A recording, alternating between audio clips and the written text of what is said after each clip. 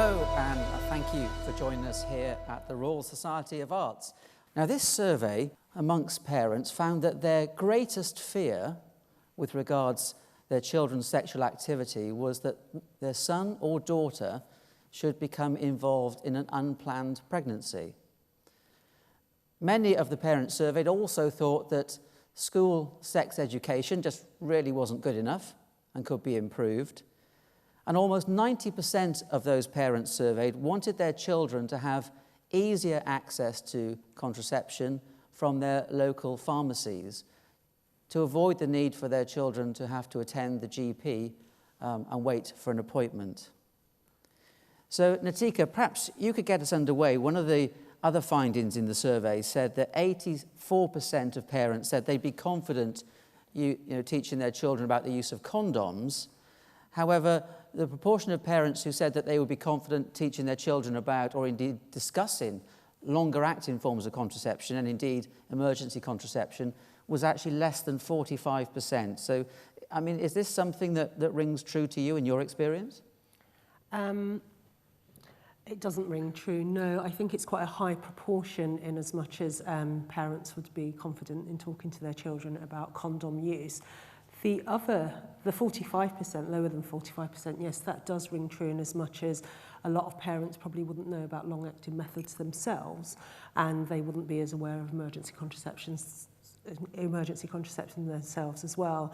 So that probably does ring true. But in terms of condom use, it's quite a high percentage that parents would feel comfortable talking to their children about sex and relationship education as well. Connie, you're nodding. No, I think that stat, I think there'd be a lot of parents out there that might feel embarrassed to admit that they wouldn't be comfortable talking to their children. You would be embarrassed to talk to your parents about contraception, but because they feel that they'd want to, maybe even believe in their own head that they can just talk freely to their children about contraception, but whether that's the actual case, I'm not so sure. Richard, you've probably got individual, professional and personal views on this.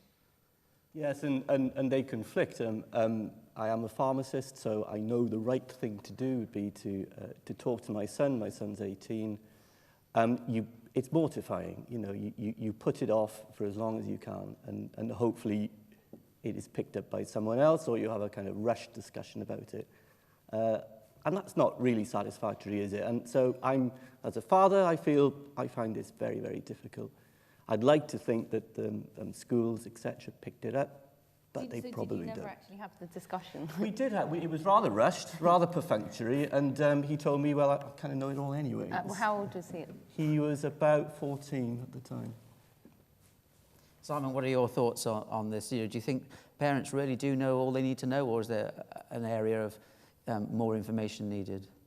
I think it's a generational problem. I think that there's been such a revolution in contraception since people of my generation, I'm in my 50s, were young blades about town, that we don't quite understand how it works today. And as well as being, if you like, a technological revolution in that sense, it's been a social revolution as well, because I think attitudes to young people having sex have changed in more ways than one. I mean, not just that I think the law is more complacent about young people having sex with other young people underage, but also we live in a society, I think quite rightly, that takes a very strong view now of child abuse in a way that it didn't 30 years ago. And there is this question of predatory older people exploiting vulnerable younger people. So I think that there has been a social revolution and a technological revolution that many people of my generation are still trying to come to terms with.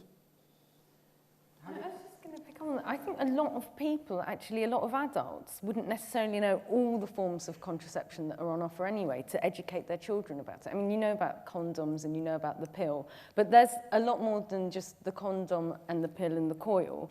And if we're not capable of knowing how all of these are used and, which is better for which circumstances, then how can we pass that information on? Natika, how do we get around that? Well, I pick up on what Connie said. In fact, you know, there are 15 methods of contraception, and I think a lot of people don't know that. Name 50. Yeah. And if you can, it's probably because you're in the industry.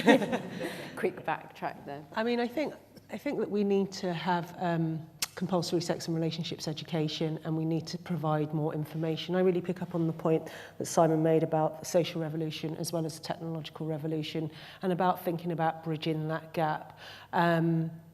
Somehow, and some of that would come through school. I think that's the best place really that children would learn about this. And in fact, the NatSal surveys show that children and young people want to learn about this at school first, parents second, third their friends, and then technology. So I think that that is a really key point